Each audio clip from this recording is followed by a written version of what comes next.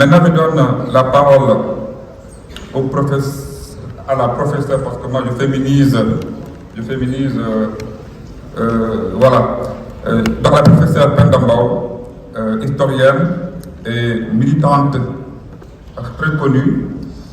Professeur, merci beaucoup. Je crois que on a partagé ensemble plusieurs panels. Enseignante à la retraite, je l'ai dit tout à l'heure, mais elle est très active encore, elle est très dynamique dans le milieu universitaire. Elle est spécialiste de la presse médiévale et elle est aussi la présidente du mouvement citoyen. Nous avons eu à travailler ensemble à chaque fois qu'elle a un invité au Sénégal, elle pense au GIRC. Et donc, merci beaucoup, professeur.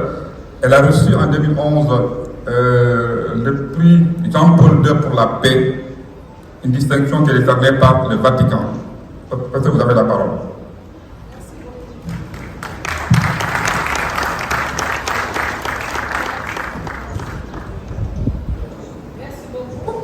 Monsieur le modérateur, en fait, je suis spécialiste du Moyen-Âge, européen et musulman. Vous savez, je ne sais pas qu'est-ce qui s'est passé,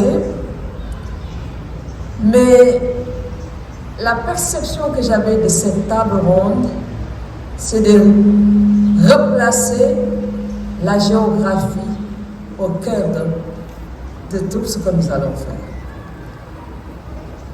Je suis très chanceuse. J'ai connu pratiquement tous les grands intellectuels africains, sénégalais qui tournaient autour de présence africaine. Parce que très jeune, j'étais pratiquement dans leur milieu. Obenga, à chaque fois qu'il venait à Dakar, il passait son temps comme le prince Dika Agua du Cameroun à me taquiner, amène-moi chez Cher. Il se moquait de moi tout le temps. Et quand je l'ai vu à la célébration, la commémoration des 70 ans de présence africaine à Paris, j'ai eu très mal. Parce qu'il commençait à perdre un peu la mémoire et il ne se souvenait plus de beaucoup de choses. Et cela m'a rassuré en l'écoutant ce matin. Ça se voit que le travail intellectuel entretient énormément la mémoire. Ce que je veux dire par rapport à la position géographique, mais pas dans le même sillage que Bouba, même s'il a été extrêmement utile. Très jeune, je me posais beaucoup de questions. Et je me disais, et je n'ai pas encore répondu, tout à l'heure j'essaierai de donner une esquisse de réponse. Qu'est-ce qui explique la vulnérabilité de l'Afrique pour avoir permis et la traite négrière et l'esclavage? Et je me dis, le jour où on répondra de façon, disons, approfondie à cette question, on réglera définitivement le problème du sous-développement en Afrique. Ça, c'est la question que je me pose toujours. La deuxième préoccupation, je taquinais, je discutais souvent avec Ibader Cham, tous les autres, que moi, si j'étais une autorité, il y a très longtemps que j'aurais détruit la maison des esclaves. Ne serait-ce que d'un point de vue symbolique. Parce que on ne s'en sortira pas tant qu'on nous ramènera tout le temps, pas seulement au passé, parce qu'il y a des aspects positifs dans le passé, mais à l'esclavage et à la colonisation. Nous ne sortirons jamais du sous-développement parce que nous ramènera toujours à ces deux éléments. Et la position géographique de l'Afrique, de mon point de vue, nous interpelle. Pas dans le sens où cette position géographique centrale est un atout, certainement c'est un atout, mais cette position a suscité au cours de l'histoire depuis l'Antiquité pratiquement les convoitises et le continent a subi énormément de choses. Par exemple, même si le Sahara n'a jamais été un obstacle, c'est à travers le Sahara que nous avons connu la traite vers la Méditerranée, vers le monde musulman. Il y a aussi ce continent qui est cerné. Par exemple, à l'Est, on ne le dit jamais assez. C'est de l'Est que sont venues les populations, justement, iraniennes, yéménites, tous les Arabes, qui se sont installés à partir des îles Pathé, Zanzibar, pour se retrouver sur toute la côte Est, Mozambique, Malindi, Lamu, etc. C'est à partir du sud, quand il y a eu la circumnavigation, quand Boubala a montré tout à l'heure, mais de façon très positive, mais à partir du sud, qu'on a connu vraiment tout ce grand détour pour aller découvrir les autres parties du monde, mais à partir de l'Est. De l'Ouest, qu'est-ce qu'on a vu?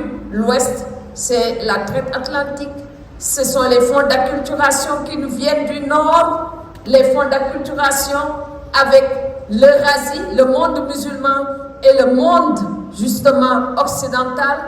Et les premières arrivées à Arguin en 1445, ça va être le contact avec l'Occident et le début de tout ce qu'on peut imaginer, traite négrière, colonisation, etc., etc. Donc, la position géographique de l'Afrique a fait aussi sa vulnérabilité par rapport aux autres civilisations, aux autres cultures, parce que je dirai tout à l'heure pourquoi. Alors, nous avons connu tous ces éléments-là, mais il y a une période, et c'est tout à l'heure le président qui m'a un peu interpellé, et je vais insister sur cette période, la période du Moyen-Âge, qui est l'âge d'or de l'évolution historique du continent. C'est le Moyen-Âge, on a connu les grands empires médiévaux. Depuis l'empire du Ghana à partir du IIIe siècle, jusqu'à l'empire Songhai de Gao, 15e, 16e siècle, et là, entre les deux, on a eu l'empire du Soso, le royaume du Soso, jusqu'au 12 et du 12e siècle, mais l'empire du Mali, 14e siècle, qui a été un empire extrêmement puissant, et Bouba l'a montré avec l'or. C'est avec l'or du Soudan que l'Arabie, les empires musulmans des Omeyyades et des Abbassides se sont développés, et c'est or du Soudan qui a développé l'Europe à partir aussi de la Renaissance qui a été évoquée tout à l'heure par Bouba. La frappe de la monnaie sur Abdel Malik, le sultan Omeyyade, c'est l'or du Soudan, et Maurice Lombard l'a très bien expliqué comment cet or du Soudan a développé toute cette région du monde qu'on appelle l'Eurasie. Et il faudra attendre véritablement le pèlerinage de Kanka Moussa en 1324 pour montrer justement comment cet or était devenu un élément essentiel et qui faisait la réputation de cet empire du Mali. Donc l'or, mais aussi les esclaves. Aujourd'hui, il est de plus en plus question de la traite des esclaves. Et ce sont ces esclaves qui ont fait la puissance aussi de l'empire des Abbassides, surtout avec la forte concentration des Zinj dans les zones où on exploitait le nitrate dans le bas Irak. Et c'est aussi cette révolte des jeunes. On ne le dit pas assez parce qu'on n'insiste pas beaucoup sur le rôle des Noirs dans l'histoire et l'évolution justement de certains États. C'est cette révolte des Zinj qui a été l'élément, disons, essentiel pour la fin de l'empire des Abbassides au milieu du XIe siècle. Donc les Noirs se sont retrouvés là-bas, mais c'est la révolte qui a été aussi, avec d'autres révoltes, les Karmates, mais surtout les Zinj. On ne l'étudie pas assez et nous ne faisons pas un parallèle, nous ne cherchons pas ce qu'il y a de positif dans tous ces éléments, même si c'est de l'esclavage. Tout à l'heure, l'ambassadeur a insisté, non, c'est Obenga qui a insisté là-dessus, en disant que ce sont les esclaves qui ont développé l'Amérique. Effectivement, nous devons revendiquer notre part du développement de l'Amérique en tant que Noirs, mais aussi du développement et du rayonnement de l'Empire des Abbassides avec les Indes et d'autres esclaves. Ce sont les esclaves noirs, les femmes, qui ont nourri la plupart des élites dans le monde musulman. Même le prophète, on ne le dit pas assez, il avait une nourrice qui était noire, et on viendra pendant tout, on les cherchait parce qu'on disait que les femmes noires avaient du lait, elles développaient vraiment des éléments qui leur permettaient de bien nourrir les enfants et de leur donner une santé de fer. Donc nous devons prendre tous ces éléments positifs pour dire ça aussi, ça fait partie de notre apport dans la civilisation mondiale. On ne dit pas assez et je trouve que c'est un élément essentiel, mais toujours on nous ramène à l'esclavage, à la colonisation, à la faiblesse de l'Afrique. C'est ce que nous devons refuser. Je le disais la dernière fois, peut-être que pas toujours très bien comprise, je dis, nous devons justement utiliser ces éléments pour être aujourd'hui sur la conscience des Européens, comme l'ont fait les Juifs. Les Juifs ont arraché le pouvoir aujourd'hui en retournant aux Occidentaux ce qu'ils leur ont fait au cours de l'histoire. Nous aussi, nous devons agir de la même sorte. Un autre élément que je voudrais souligner et signaler, c'est que aujourd'hui, il est plus que jamais nécessaire de mener cette réflexion. Parce que nous sommes dans un contexte potentiellement dangereux. Nous avons un contexte où le populisme et l'extrême droite sont en train de développer une vision du suprémacisme blanc avec comme corollaire un racisme. Et c'est ce racisme qui avait nié l'histoire des Africains, l'historicité des Africains. Et c'est ce même racisme qu'on a utilisé pour réduire les Africains en esclavage et aussi venir pacifier et coloniser les territoires africains. Il y a de plus en plus, on ne le dit pas assez, mais nous devons aussi porter notre réflexion sur cela, une menace nucléaire présente tous les jours. Qu'est-ce que nous, les Africains, nous devons apporter comme riposte par rapport à cela? Et la Troisième Guerre mondiale n'est pas du tout à exclure, parce qu'on dirait qu'on veut absolument une guerre, peut-être pour pouvoir justifier un certain nombre de choses et aller vers un rééquilibrage du monde.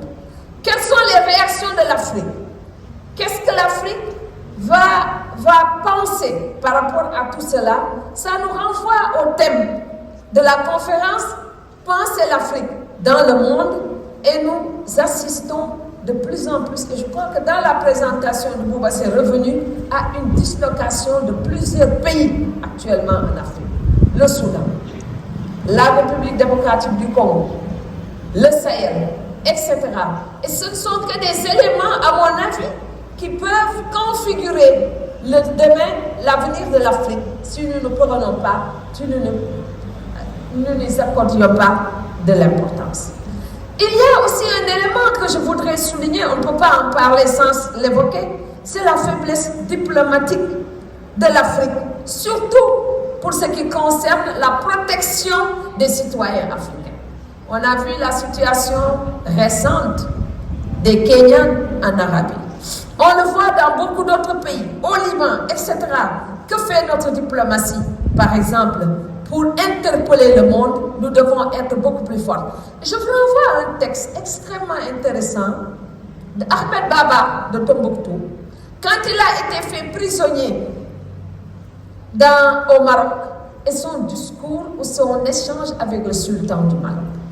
Et il a eu à déstabiliser le sultan en lui posant des questions extrêmement intéressantes et pointues sur le rapport que le sultan a avec l'humanité en tant que telle et le respect des autres. Et je crois que c'est par son savoir, ses connaissances et le respect qu'on avait de lui que finalement il a été libéré et que les siens aussi ont été libérés. Et c'est un texte, à mon avis, extrêmement important. Il faudra qu'on le sorte pour le donner aux étudiants. Alors, nous devons revoir la question de la faiblesse, de notre faiblesse diplomatique. Mais aussi dans un monde où tout est à revoir. La dilapidation des ressources. Quelles sont les réponses? Il y a des réponses, à mon avis, données par les panafricanistes, je pense, mais aussi il nous faut un mouvement intellectuel puissant à construire et qui est déjà peut-être construit avec le legs de nos aînés par rapport aux jeunes africains. Alors, quand il y a eu la conférence, les deux conférences, je ne parle pas de tout ce qui a été fait pendant la période de présence africaine, mais moi j'ai un texte que j'ai intitulé, qui est paru à Présence africaine, sur le rôle de présence justement dans la formation et la consolidation de l'intelligentsia africaine. Il y a eu une réflexion qui a été menée pendant les deux conférences organisées, initiées par l'Union africaine en 2004 et en 2014 et 2017, sous la houlette de Abdoulaye Wade. Et là, vraiment, il a été extraordinaire. Et Alpha Omar Konaré, quand il a fait son discours ici, au Méridien Président, je disais, un autre Nkrumah était là. Donc, il y a tout ce travail, malheureusement, on n'en parle pas, avec des recommandations extrêmement puissantes. Mais qu'est-ce qu'on a fait de toutes ces recommandations? Une fois la conférence terminée, on n'en parle plus. Et un certain nombre d'idées ont été développées sur le panafricanisme du 21e siècle. Et là, je pense qu'il faut rendre hommage aux intellectuels congolais. L'ambassadeur, il est là. Mais on a eu Obenga, après Obenga, Mbokolo, qui est là, tous les Congolais, Mbokolo, etc. Ils sont d'un apport extraordinaire. Je crois les intellectuels congolais, les intellectuels camerounais et les intellectuels béninois, on doit continuer à les interroger parce que tous, ils ont contribué à ce grand mouvement intellectuel qui part de présence africaine. Donc l'Afrique et sa diaspora, avec l'approfondissement et la consolidation justement de cette réflexion. Les relations entre l'Afrique et ses diasporas, parce qu'il n'y a pas seulement la diaspora aux États-Unis. Je me souviens, quand Senghor était président de la République, il avait envoyé notre professeur, quand nous étions au lycée, M. Ndiaye, aller travailler sur les langues dravidiennes et les noirs qui se trouvaient en Inde. Et moi, personnellement, quand j'ai vu pour la première fois en Tunisie des Noirs, je pensais toujours que c'était des Sénégalais. Et Yuga me disait, ici, ils ont leurs Noirs. Effectivement, ce sont les Noirs qu'on retrouve dans les oasis du Touat, dans le Zap. Il y a toute cette région, Libye, sud de la Libye, sud de la Tunisie. Et le Maroc, ils sont très métissés, les Alaouites. Donc, nous devons voir toutes ces diasporas et voir leur apport à travers l'histoire. Ne pas nous limiter seulement aux Noirs, à la diaspora américaine ou aux nouvelles diasporas qu'on retrouve dans les pays développés, etc. Nous devons voir toute la diaspora africaine depuis l'Antiquité et même au-delà de l'Antiquité, avant. Donc, il faudra revoir les places, les relations entre l'Afrique et ses diasporas. La question de l'identité africaine dans un contexte multiracial a été bien discutée et décortiquée. Mais la place de l'Afrique dans le monde d'aujourd'hui. Nous ne pouvons pas nier le fait que l'Afrique doit conquérir cette place. Je crois que je ne reviendrai pas sur ce que Obenga a dit, mais nous devons avoir la force quand même nécessaire. Le monde est dans une phase de transformation. On ne sait pas où est-ce qu'on va, mais nous devons profiter de cette situation pour voir qu'est-ce qu'on a apporté. Moi, j'entends par exemple ça, je vous le dis. Par exemple, sur les questions liées au mouvement des non-alignés, quelle a été la place de l'Afrique? Il n'y avait pas seulement que les Sukarno, les Nasser, etc. Mais l'Afrique noire, sa place, à côté des grandes conférences du monde, qu'on a connues, les grandes conférences, la conférence de Paris à la Sorbonne 56, la conférence de Rome, mais aussi le festival panafricain d'Alger, après le festival mondial des arts nègres. C'était des moments de bouillonnement extraordinaires. Qu'est-ce qu'on en fait? Quelles sont les conclusions? Nous devons les revisiter. Et d'ailleurs, je suggère au secrétaire d'État à la culture qui est là, d'organiser un colloque qui va faire une synthèse, une analyse critique de tous ces moments et de redonner l'initiative au Sénégal et de redonner tout simplement au Sénégal son rôle historique par rapport à tout ce qui s'est passé dans ces grandes réflexions du monde. Alors, il y a la place de l'Afrique dans le monde. On avait aussi évoqué l'Afrique, la science, la technologie, les enjeux et perspectives. Je crois que sur des éléments développés par Konaré, et je suis absolument d'accord avec lui, c'est quand il évoque la modernité africaine à construire. La modernité africaine à construire, et il faut penser de façon critique. Nous avons peur de la critique. Effectivement, nous ne pouvons pas avancer si nous ne remettons pas en question les sociétés africaines qu'on considère comme des sociétés statiques, mais qui sont aujourd'hui bouleversées par une jeunesse de plus en plus entreprenante. Il a été question du financement, du développement et de la valorisation. Concernant le financement du développement, comment voulez-vous que l'Afrique se développe à côté des dettes faramineuses, mais aussi des transferts d'argent, l'argent qui sort du continent pour aller dans les paradis fiscaux? Et ça nous ramène à une question fondamentale, c'est-à-dire le leadership africain. Comment se fait-il que les premiers leaders africains, juste au moment de l'indépendance, ils avaient allié deux choses?